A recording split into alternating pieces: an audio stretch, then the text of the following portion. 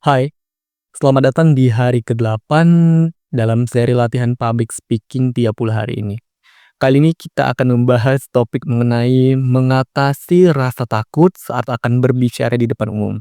Rasa takut saat berbicara di depan umum merupakan hal yang sangat wajar terjadi pada diri kita.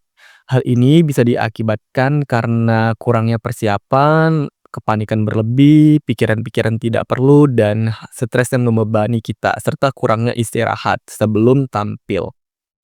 Nah, bagaimana sih cara mengatasi rasa takut ini? Sebenarnya saya punya beberapa cara yang biasanya saya lakukan untuk mengatasi rasa takut saya sebelum tampil di depan umum. Nah, yang pertama adalah pernafasan dan saya mengatasi rasa takut saya dengan pernafasan biasanya itu, saya menyebutnya 3 pernafasan atau pernafasan apa namanya gitu.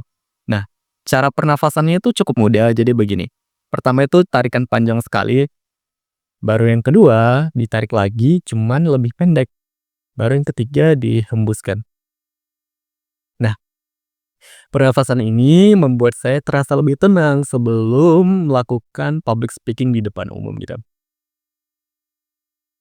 Nah, begitu. Yang kedua, biasanya saya akan, pemanasan, terutama di daerah wajah ini. Saya biasanya melakukan pemanasan supaya mulut saya tidak terkesan kaku dan, untuk menghilangkan rasa-rasa takut saya, terutama dalam ekspresi. Biasanya saya melakukan pemanasan dengan cara seperti ini, atau a, i, u, e, o, a, i, u, e, o. Nah, hal-hal seperti itu bisa membuat saya lebih tenang dan bisa membuat penyampaian yang ingin saya sampaikan nantinya lebih terkesan mudah dimengerti dan mudah didengar karena pengucapan setiap hurufnya jadi terdengar lebih jelas, begitu. Selanjutnya, untuk mengatasi rasa takut sebelum berbicara di depan umum, biasanya saya tidak memikirkan hal-hal yang membebani pikiran saya seperti, bagaimana jika mereka tidak suka, bagaimana jika saya gagal, saya tidak membebani pikiran saya seperti itu. Saya biasanya hanya fokus, ya udah saya akan lakukan, setelah saya lakukan saya lupakan, begitu. Jika hasilnya bagus, saya bersyukur, jika kurang bagus, saya jadikan pembelajaran di mana salahnya. Barangkali persiapan yang saya lakukan kurang banget ataupun kurang matang, begitu. Nah, selanjutnya, biasanya tuh, saya tidak bisa bilang ini kelebihan gitu, karena, rabun. Rabun jauh ini menurut saya menjadikan kelebihan tersendiri bagi diri saya. Karena secara tidak langsung saya tidak bisa menatap ekspresi dari audiens, apakah mereka suka atau tidak suka, apakah mereka paham atau tidak paham gitu. Jadi saya rabun jauh yang saya miliki ini menjadi suatu kelebihan sehingga saya bisa menyampaikannya dengan lebih, santai, lebih menyenangkan karena saya tidak peduli ataupun saya tidak khawatir bagaimana ekspresi mereka saat, melihat ke arah saya. Toh saya tidak bisa melihat ke arah mereka. Jadi, rabun ini, bisa saya bilang sebuah kelebihan bagi diri saya tersendiri begitu.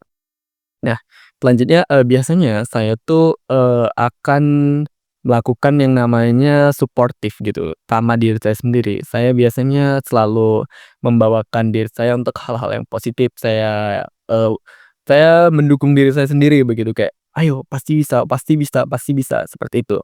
Saya berusaha untuk tidak menjatuhkan mental saya sendiri dengan mendukung diri saya sendiri.